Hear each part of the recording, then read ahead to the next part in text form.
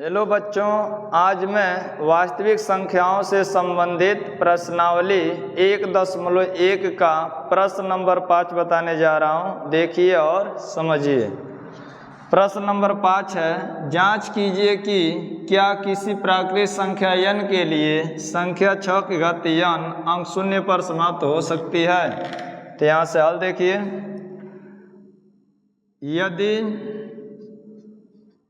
यदि कोई संख्या 6 की घात n अंक शून्य पर समाप्त हो तो वह संख्या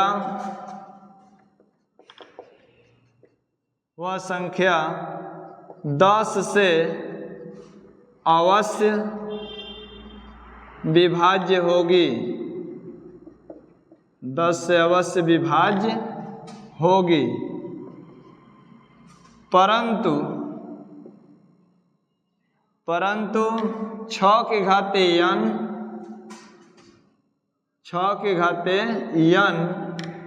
के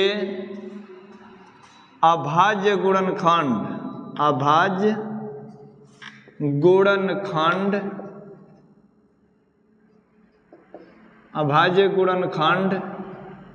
2 गुणित 3 की घात n बराबर, जब ब्रैकेट टूटेगा तो दोनों पर n घात लगेगा, तो लिखेंगे 2 की घात n गुणित 3 की घात n में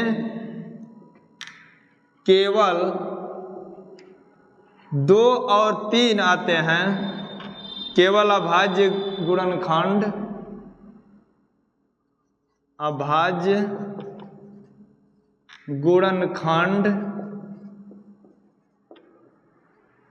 2 और 3 आते हैं।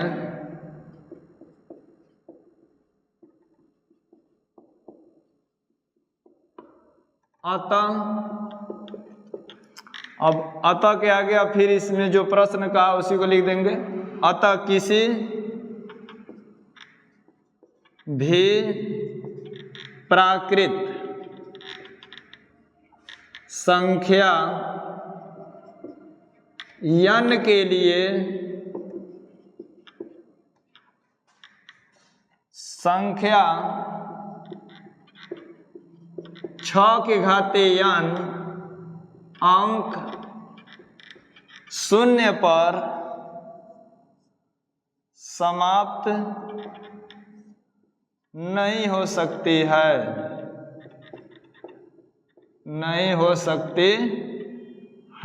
एक बार फिर से समझ लीजिए।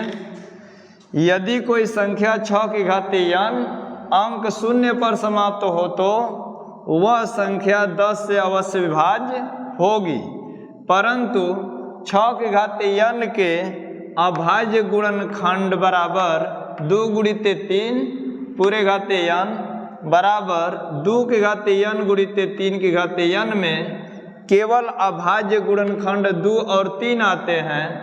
अतः किसी भी प्राकृतिक संख्या n के लिए संख्या 6 की घात n अंक शून्य पर समाप्त नहीं हो सकती है। यही आपका आंसर हो गया। प्रश्न नंबर 6 देखिए। व्याख्या कीजिए कि 7 गुणित 11 गुणित 13 धन 13 और 7 गुणित 6 गुणित 5 गुणित 4 गुणित 3 गुणित 2 गुणित 1 धन 5 भाज्य संख्याएं क्यों हैं? तो पहले भाज्य संख्या का परिभाषा सुन लीजिए। भाज्य संख्याएं वे संख्याएं होती हैं जो स्वयं और एक के अतिरिक्त अन्य संख्याओं से विभाज्य हों, भाज्य संख्याएं कहलाती हैं। अब भाज्य संख्या का परिभाषा सुन लीजिए। वे संख्याएं जो स्वयं और एक के अतिरिक्त अन्य किसी संख्या से विभाज्य न हो, अभाज्य संख्याएं कहलाती हैं। तो इसमें हम सबसे पहले 7 गुणित 11 गुणित 13 धन 13 की व्याख्या करेंगे। तो लिखेंगे 7 गुणित 11 गुणित 13 धन 13 तो पहले हम क्या करेंगे कि 7 से 11 में गुणा कर लेंगे, फिर 11 से 13 में गुणा कर लेंगे, जितना आएगा उसमें 13 जोड़ेंगे। तो गुणा करिए, 11 7 77, 77 में 13 से गुणा करेंगे तो 3 7 21, 3 7 21, 2 23, 1 से गुणा करेंगे तो इसका पहला स्थान कट जाएगा, 1 7 7, 1 7 7, जोड़ दीजिए, 1 7 3 10, 7 2 9 1 10। जब 77 में 13 से गुणा किए तो 1001 हो गया। तो यहाँ लिखेंगे 1001 अधान, ये 13 भी उसी में जोड़ देंगे, जोड़ेंगे तो 3 1 4 1 0 1, ये 1014 हो गया। अब 1014 का भाज्य गुणनखंड कर लेंगे।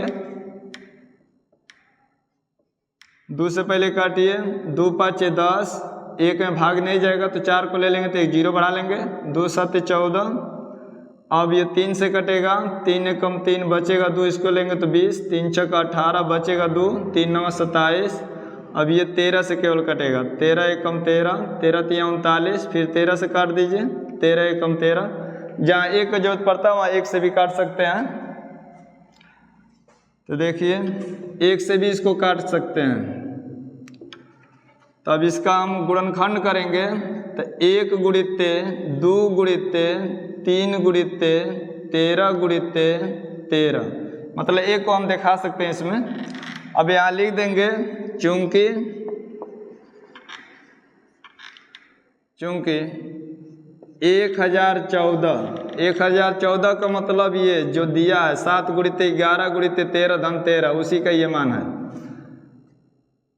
1 2 3 4, इस तरह लिख लीजिए। एक और स्वयं के अतिरिक्त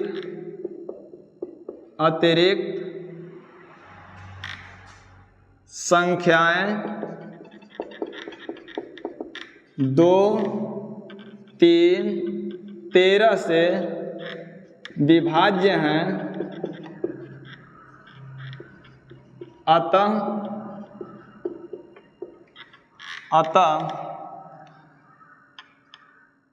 1014 एक भाज्य संख्या है। 1014 का मतलब यही लिखा गया है, इसी का मान है, ये भाज्य संख्या है। अब दूसरी संख्या लेकर हल करेंगे। 7 गुणित 6 गुणित 5 गुणित 4 गुणित 3 गुणित 2 गुणित 1 धन 5। अब इसको हल कर लीजिए। बारी बारी से पहले गुणा कर लेंगे, 2 1 2, 2 3 6, 6 चौका 24, 5 120, 120 में 7 6 42 से गुणा कर लेंगे। 2 से गुणा करेंगे तो 2 0 0, 2 दूनी के 4, 2 1 2, और 4 से गुणा करें तो इसका पहला स्थान काटेंगे, 4 0 0, 4 दूनी 8, 4 1 4, इसको जोड़ देंगे, 0 4 8 2 10, 4 1 5। तो इसका आपस में अभी गुणा किए हैं तो यह आया है 5040। इसी में हम 5 अभी जोड़ेंगे तो हो जाएगा 5045। अब इसका भाज्य गुणनखंड यहाँ कर दे रहा हूँ। 5045 5 से कटेगा, 5 1 5 0, अब 4 में भाग नहीं जाएगा तो 5 को लेंगे तो 1 0 बढ़ा लेंगे, 5 9 45। अब ये 1009 जो है सिर्फ 1009 से ही कटेगा, नहीं किसी से नहीं कटेगा। तो ये 1009 से एक बार में कट जाएगा। अब ध्यान दीजिए, 1 से भी इसको काट के दिखाना चाहे तो काट सकते हैं। 1 1 कम 1 लिखेंगे, 1 गुणित 5 गुणित 1009। तो यहाँ लिख देंगे चूंकि। अब इसको न लिख करके हम इसी मान को लिख देंगे, 5045 एक और स्वयं के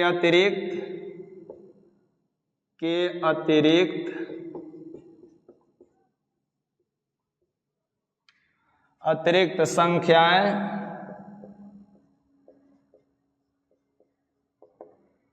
5 और 1009 से विभाज्य हैं, अतः 5045 एक भाज्य संख्या है, एक भाज्य संख्या है। यही व्याख्या हो गया। आप देखिए, किसी खेल के मैदान के चारों ओर एक वृत्ताकार पथ है। इस मैदान का एक चक्कर लगाने में सोनिया को 18 मिनट लगते हैं, जबकि इसी मैदान का एक चक्कर लगाने में रवि को 12 मिनट लगते हैं। मान लीजिए वे दोनों एक ही स्थान और एक ही समय पर चलना प्रारंभ करके एक ही दिशा में चलते हैं, तो कितने समय बाद वे पुनः प्रारंभिक स्थान पर मिलेंगे। पुनः वाली जब बात आती है तो वहाँ पर हमेशा एलसीएम ही ज्ञात किया जाता है। तो यहाँ पर देखिए, यहाँ से हल देखिए। सबसे पहले हम दोनों के समय का अभाज्य गुणनखंड कर लेंगे। जैसे यहाँ पर सोनिया 18 मिनट समय ले रही है, तो 18 का अभाज्य गुणनखंड कर लेंगे, और रवि जो है 12 मिनट समय ले रहा है, तो 12 मिनट मतलब कि 12 का अभाज्य गुणनखंड कर लेंगे। दोनों को अलग अलग गुणनखंड कर रहे हैं। यहाँ पर 2 से पहले काटिए, 2 9 18, 3 से काटेंगे तितली के 9, 3 से काटेंगे 3 एकम 3। इसी तरह 12 का भी कर लीजिए। 2 से काटेंगे 2 छक 12, 2 से काटेंगे 2 3 6, 3 से काटेंगे 3 एकम 3। 18 का भाज्य गुणनखंड है 2 गुणित 3 गुणित 3, और 12 का भाज्य गुणनखंड है 2 गुणित 2 गुणित 3। अब यहाँ पर क्या करेंगे कि हम लॉस निकाल देंगे एलसीएम। लॉस को इंग्लिश में एलसीएम बोलते हैं। एलसीएम बराबर हो जाएगा, ध्यान दीजिए, एलसीएम में क्या होता है कि जो दोनों में रहता है उसको तो लेते ही हैं, जो दोनों में नहीं रहता उन सब को ले लेते हैं। देखिए दोनों में ये 2 है तो 2 लिख देंगे। इसमें देखिए दोबारा 2 इसमें नहीं है, इस 2 को भी ले लेंगे। दोनों में 3 3 है तो 3 लिख लेंगे। इसमें देखिए दोबारा 3 है और इसमें नहीं है, तो इस 3 को भी ले लेंगे।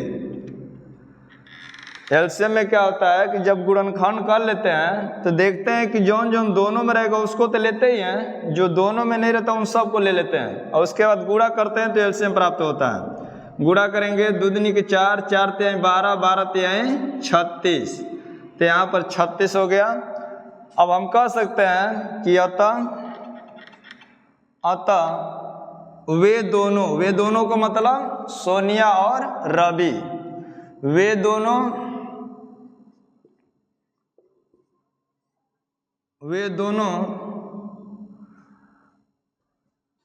36 मिनट बाद, ये 36 मिनट हो जाएगा ना, 36 मिनट बाद पुनः प्रारंभिक स्थान पर मिलेंगे।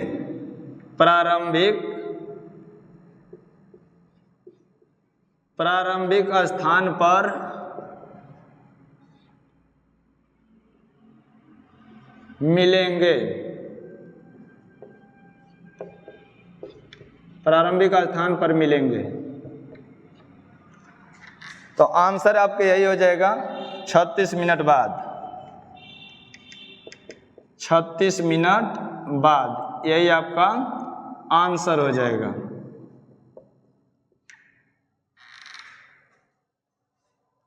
तो बच्चों, यदि मेरा वीडियो आपको पसंद आता है तो इसे लाइक कीजिए, चैनल को सब्सक्राइब कीजिए तथा अधिक से अधिक इसको शेयर कीजिए।